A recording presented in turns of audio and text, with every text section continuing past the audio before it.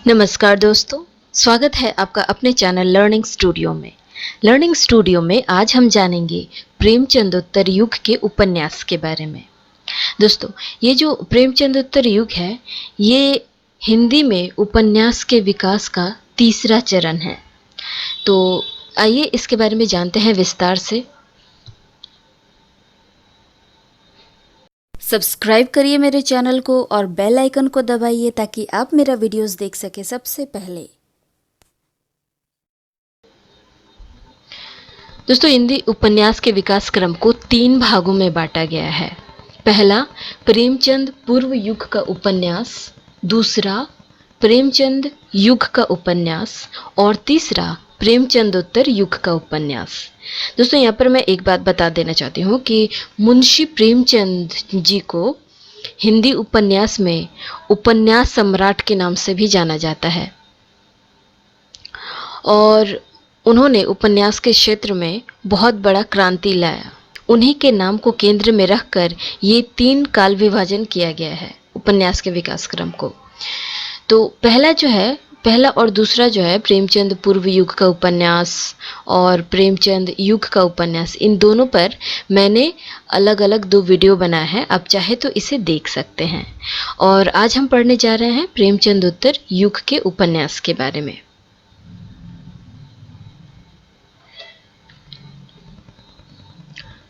प्रेमचंद युग का उपन्यास। प्रेमचंदोत्तर युग में उपन्यास का बहुत विस्तार हुआ। दोस्तों, इससे पहले प्रेमचंदोत्तर के पहले जो 2 युग हैं उसमें उपन्यास का उतना ज़्यादा विकास नहीं हुआ जितना इस युग में हुआ, क्योंकि पहले तो उतने ज़्यादा उपन्यासकार नहीं थे। अगर हम बात करें प्रेमचंद पूर्व उपन्यास की, तो वहाँ पर सिर्फ उपन्यास मनोरंजन के लिए लिखे जाते थे, मनोरंजन और जागरूकता फैलाने के लिए लिखते थे। और प्रेमचंद जी के समय में उपन्यास को यथार्थ रूप में प्रस्तुत किया। मतलब जैसा समाज में था वैसा ही, जैसा समाज में उन्होंने देखा, जिन जिन घटनाओं को देखा उसे अपने उपन्यास में उतारा। परंतु उसके बाद से उपन्यास लिखने का चलन बहुत बढ़ गया और उसमें बहुत विस्तार हुआ। प्रेमचंदोत्तर युग के उपन्यासों को कई भागों में बांटा गया। तो उपन्यास जैसे जैसे विकसित होता गया उसमें अलग अलग भाग आने लगे। तो इन्हें निम्नलिखित भागों में बांटा गया है। पहला है यथार्थवादी उपन्यास, दूसरा सामाजिक उपन्यास, तीसरा आंचलिक उपन्यास, चौथा मनोवैज्ञानिक उपन्यास और पांचवा ऐतिहासिक उपन्यास। दोस्तों, जैसा कि ये नाम से ही आपको पता चल जाता है कि कौन सा उपन्यास किस कैटेगरी का है। यथार्थवाद उपन्यास में यथार्थ को प्रेषित किया जाता है। यथार्थ का मतलब है जैसा है वैसा ही स्वीकार करना।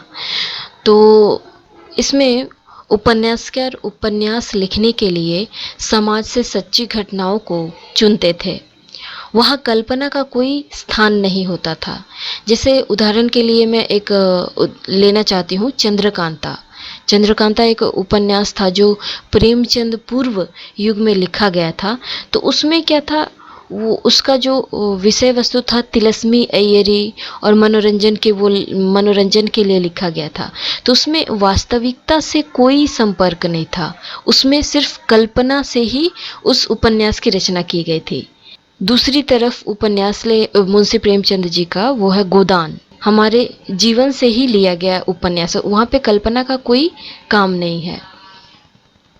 दूसरा है सामाजिक उपन्यास। सामाजिक उपन्यास मतलब हम सभी जानते हैं, समाज में जो हम रहते हैं वहाँ पे वहीं से विषय वस्तु ली जाती है, तो उसे सामाजिक उपन्यास कहते हैं। उसके बाद है आंचलिक उपन्यास। आंचलिक उपन्यास में क्या होता है, किसी विशेष अंचल को केंद्र में रखकर उपन्यास की रचना की जाती है, उसे आंचलिक उपन्यास कहते हैं। और मनोवैज्ञानिक उपन्यास का अर्थ है,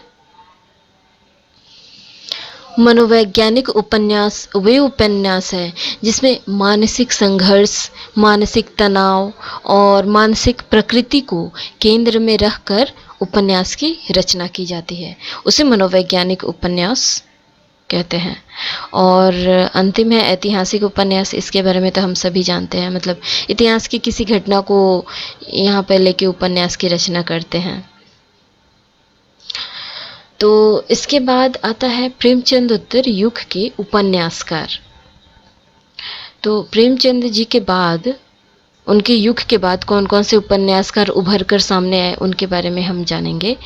तो उसमें है पहले जैनेन्द्र कुमार, हजारी प्रसाद द्विवेदी, अज्ञेय, ईलाचंद जोशी, धर्मवीर भारती, यशपाल, अमृतलाल नागर, भीष्म सहानी, कृष्णा सोबती, फणीश्वर नाथ रेणु, राजेंद्र यादव, मोहन राकेश, रागे राघव और मन्नू भंडारी आदि हैं। तो ये सारे जो उपन्यासकार हैं वो प्रेमचंद उत्तर युग के उपन्यासकार हैं। आइए अब देख लेते हैं कि इन उपन्यासकारों ने कौन कौन सी उपन्यास की रचना की है।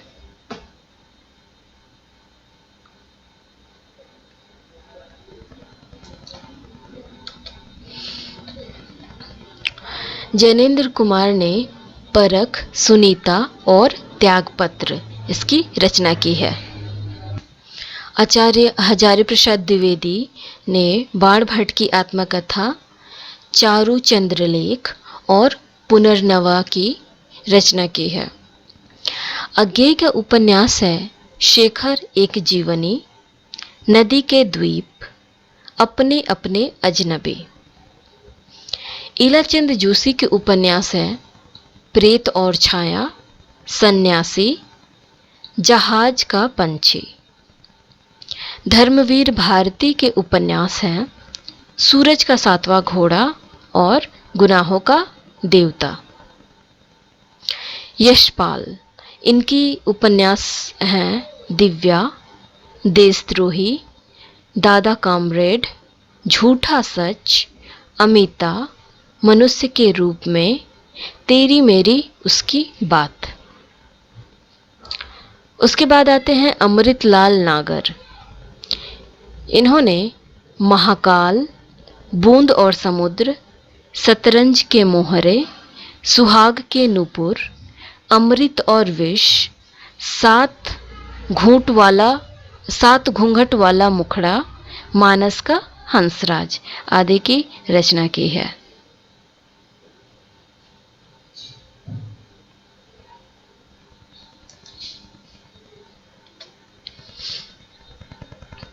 इसके बाद आते हैं भीष्म सहानी। भीष्म सहानी ने तमस, झरोखे, मायादास की मांडे, कुत्तों, नीलू नीलिमा नीलोफर आदि की रचना की है। कृष्णा सोबती ने डर से बिछुड़ी, मित्रों मर जानी, सूरजमुखी अंधेरे के, जिंदगी नामा और दिलो दानिश, ये सारी रचनाएं कृष्णा सोबती की हैं।